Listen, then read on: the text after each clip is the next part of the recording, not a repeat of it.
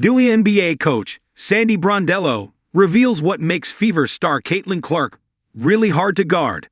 If you want to know why Caitlin Clark keeps coaches up at night, ask the one who lifted a trophy in 2024 and was gone by 2025.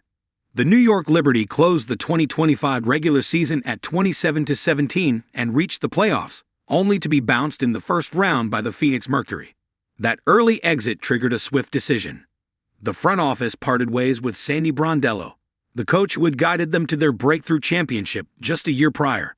Now on the heels of joining the expansion Toronto Tempo, Brondello is offering a candid coach's eye breakdown of the league's toughest covers. What analysis has Sandy Brondello given recently?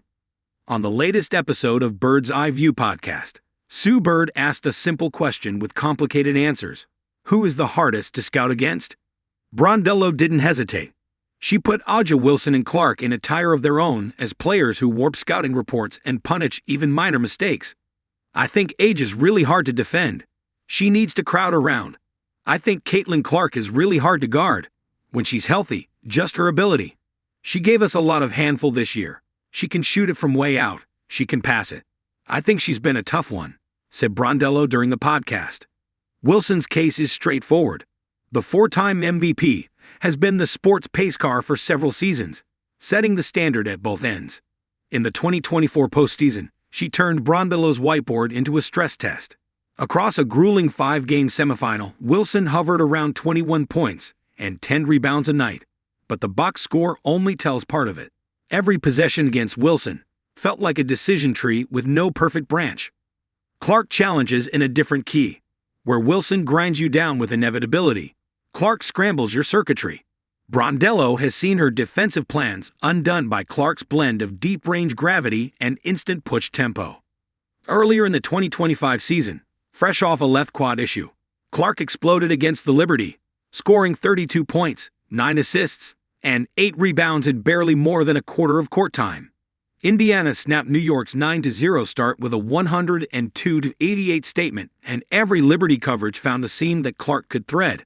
Another instance was in a July 2024 meeting when Clark scored 18 points, with 3 threes and 13 assists in an 83-78 win. Yes, it's analytically driven and in trying to work it out. But sometimes the analytics may say, yeah, go under on her. She's not shooting so well, and like, okay. Well, she just made 5, shots. What? No, let's change it. That's when I'm like, I always say analytics, it's great information. It gives you knowledge. But then sometimes you got to see how the game's going, added Brondello regarding how she would use the analytics to plan against Clark. The 2025 campaign tested Clark's endurance like never before. Despite missing 31 games due to leg, quad, and groin injuries, she still averaged 16.5 points, 8.8 assists, and 5 rebounds per game. The Fever finished with a 24-20 record, reached the playoffs, and even advanced past the Atlanta Dream before falling in a heartbreaking semifinal Game 5 against the Aces. With stars Kelsey Mitchell and Aliyah Boston both ejected late and Clark battling injury, Indiana's miracle run came to an end. Still, many believe that with a fully healthy Clark, the Fever could have made the finals. As Brondello gears up for a new chapter with Toronto, her admiration for players like Wilson and Clark speaks volumes.